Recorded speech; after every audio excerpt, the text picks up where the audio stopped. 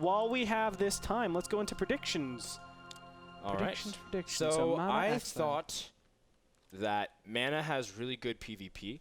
The only thing is that I feel like Axslav's been working on some pretty cool strategies. Now everyone kind of knows what he does now with Phoenix, Observer DT, and a lot of stuff that he does. But in general, I really think that Axslav can take this series. And I feel like he's still kind of underrated. Everyone says that he's kind of overrated, but I think the exact opposite when it comes to PvP. I completely agree. I think he's underrated. He's a phenomenal player. He has the ability to take out MaNa. I don't think he's going to do it, though. MaNa is one of the youngest players I've ever met in StarCraft to be so successful and have a really sharp mind. I got the chance to meet him at NASL Season 2 Finals. He was amazing. I understood his thought process, and I really feel like he has the edge against Axslav. But let's go ahead and introduce the players. All right. After you, sir. In the bottom right, we have Nick Ranish. His alias is Axslav from Team Infinity 7.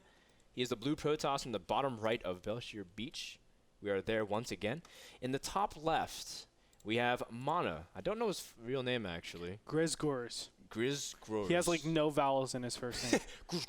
Grizgors. We have Grizgors from Mouse CC. And he's the red Protoss in the top left. Now, MaNa is still a very sick PvP player. And, I mean, both players are capable of taking this series. And I'm going to say a lot has to do with how this game number 1 plays out, especially because Bel'Shir Beach, Andre, such a difficult map to play PvP on. Well, here's the thing. Yes and no. I feel like both these players are pretty standard players. MaNa, we've seen him play to the end game of a lot of different matches. PvZ, PvT. His PvP, it's not as standard because, of course, if you play the same way every single time in PvP, you are bound to get abused. That's what it really comes down to. You can be a macro abused. You can be just units abused. There's different ways on just punishing your build. But MaNa does like to go to that standard style. Axslav as well likes to go to that standard style. I think both these players will gear up for a 4-gate. Most likely, it's unlikely that they do some tricky thing. I shouldn't say unlikely, but there's a lower probability than other players. And we will see just this defensive 4-gate from each side, maybe even, you know, a faster robo, try to get some sentries, and just play that defensive brand, trying to intercept your opponent, get the better end of the stick economically, and then play from there. If both those players do that, then we will be in for a macro game. Ooh, MaNa does play second gateway shortly after Cybernet's core without second gas, while Axslav gets his second gas as well. And of course, the way MaNa's set up is so that he can get his double stalkers, or sorry, his triple stalker really out really quickly, stop the 4-gate in his tracks. And of course, that's a really safe way to play. Axslav does get a scout in and sees no second gas, though. Will he try to stall it or even stop it completely? But for the most part, he's got a lot of information, seeing where Chrono Boost is spent, and seeing pretty much the entire base of MaNa.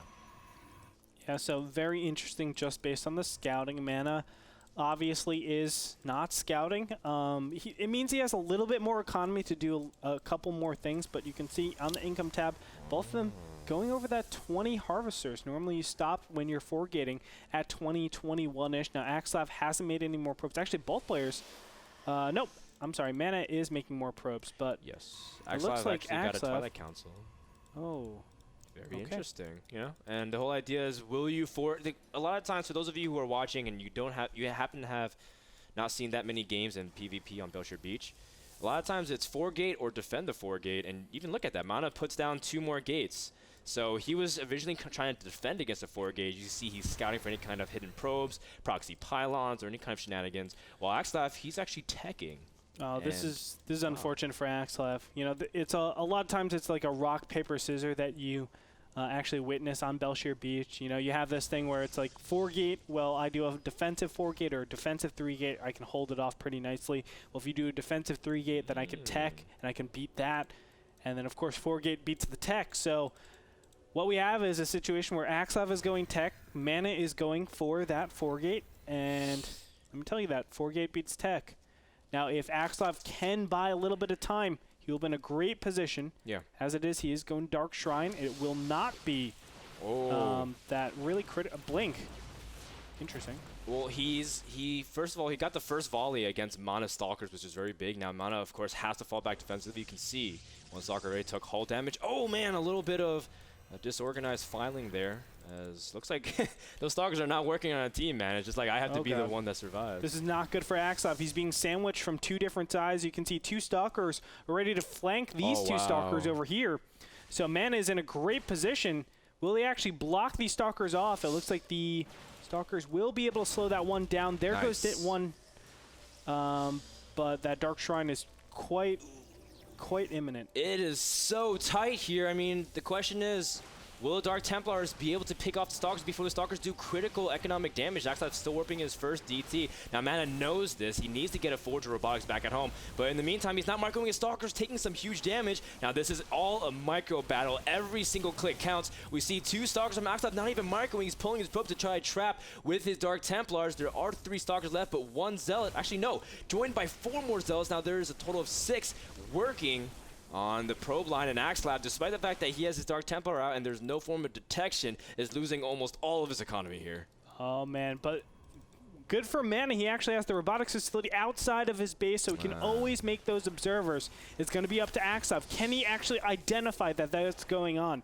At this point, 720 minerals are saved up, so it is more than enough to make a photon cannon and a Nexus. That's going to be critical for MaNa. As he has pylons all around the map, he can easily put down those cannons, defend that area, and then slowly start to take position and get your observers out. Yeah, right now actually, I think Axslav scouts that robotics as well, so he knows the location, and he's sending his Dark Templar. It's going to be a race against time here. Is the Observer going to be able to get out in time? MaNa does have his Nexus full of Chrono Boost if he needs to push that Observer as fast as possible, but the pylon is exposed. He's going to make another pylon, though, try to see if he can protect it. But for now, again, Gretorp, this is going to be really tight here.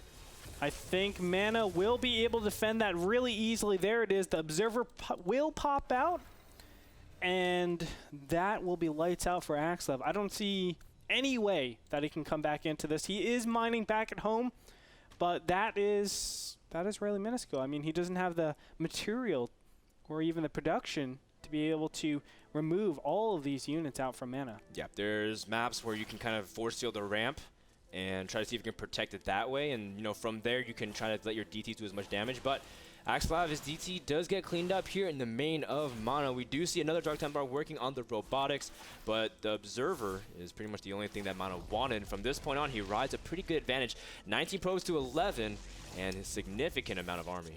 I like the tenacity of Axslav. What he's trying to do is say, hey, if you push out, I will punish you, and punish you really hard. Now, removing the robotics facility is actually a lot bigger than you might think.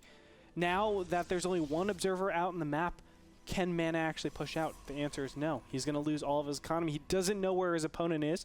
He doesn't know how many minerals or gas that Axslav actually stockpiled before the whole engagement happened. So that's why he's being so prudent in pushing out. He doesn't want to commit to a situation where he's base racing again and potentially losing just because Axslav can mount a very nice defense. Yeah, and Axslav controls the watchtower, so if MaNa tries to sneak by, he'll have vision of that.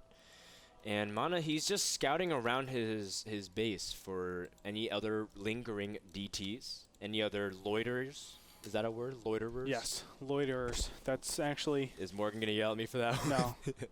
I'm pretty sure it's actually loiter-tears. That's probably like some bad political party, man, that like tried to put up their candidate for election and just didn't get it. It's like, we're the loiter-tears. You can be one too. I like where you're going with that. Yeah, come on, Andre, finish it. You know you want to. Because being a loiter-tear is the thing to do. You and loitering is not the way. But here is what Loiter Planet has to say. The power is yours. Dark Templars, of course, are very bad with, I guess a direct confrontation. They're very fragile, and that's the whole idea of MaNa trying to pick off any lingering DTs, as we were saying before. Axslav does control the watchtower, sees 6 Stalkers, let's say 5. But MaNa, for the most part, is teching to blink, and he's going to try to see if he can bust Axslav. Axlav's trying to expand here, wow. Yeah, he has to be a little bit bolder than normal. Of course, this expansion is going to go down. Does he have the capabilities of actually defending this? Now, charge is so far away, so these Stalkers could do massive damage if he actually goes in here. And keep in mind that Stalkers just has the mobility to just kite those Zealots forever until a charge happens. So MaNa does have the Stalker superiority. Axslav trying to pull back and use those Zealots. Now MaNa has to be very cautious. He took some damage from the DT, so some of the Stalkers are in critical HP counts. And MaNa's actually backing off here and expanding himself. So now it's all on Axslav. The ball is in his court. He needs to do something about that expansion. But has he identified that? No, he hasn't. No, so he doesn't even know that an expansion is up. It's actually kind of a tough situation. I think Axslav knows that he's in a bad situation. He just doesn't know how severe it is yet. Blink is almost finished for MaNa, and that's going to be critical because, let me tell you, Blink is a much better upgrade than Charge in these positions. Yeah, especially by the current mass counts. Especially when you have that many Stalkers compared to that many Zealots. MaNa should be able to really blink and rearrange and utilize the geography, but he's running straight into the charge lots, and you can see that he immediately needed to blink back all of his Stalkers. Now, Axslav is making an Archon directly, trying to see if he can get some more meat to his army, but Archon still have a pretty tough time catching Stalkers. Yep. Round number 2 for these Stalkers. They should be able to blink back really nicely, and now the Zealots will get in here, and they're going to take a lot of the damage that those Zealots are supposed to be doing to the Stalkers. Wow, those Zealots are dropping quick from MaNa, but at the same time, so are the Zealots from Axslav. As MaNa is blinking forward, the Archon is very critical, and looks like the Archon will get picked off. As Axslav warping in more units, but I don't think he can defend this onslaught of Stalkers here. No, I don't think he can at all. He will back up in the meantime, but you can see now that, a Dark Templar actually being warped in. I don't know where it was warped in from. Oh. But this one Dark Templar was trying to get in. It didn't get any kills. And MaNa, look at that. He still has an Observer and a couple Zealots at home just intercepting that. Yeah, those charge lots still trying to engage on them. Now, Axslav, he's not really microing his Zealots, trying to see if he can just attack whichever one's closer, but you kind of need to have them keep up with the hits and start step micro those Zealots if you can. But MaNa blinking back, just getting the Stalker advantage. You can see the supply disparity still increasing 68 to 39 here. Yeah, right now it's just a matter of time. MaNa needs to materialize off this one expansion. The Dark Templar gets in here. Maybe he can do some good work and get rid of a ton of probes, but no. MaNa will not let this go unheard.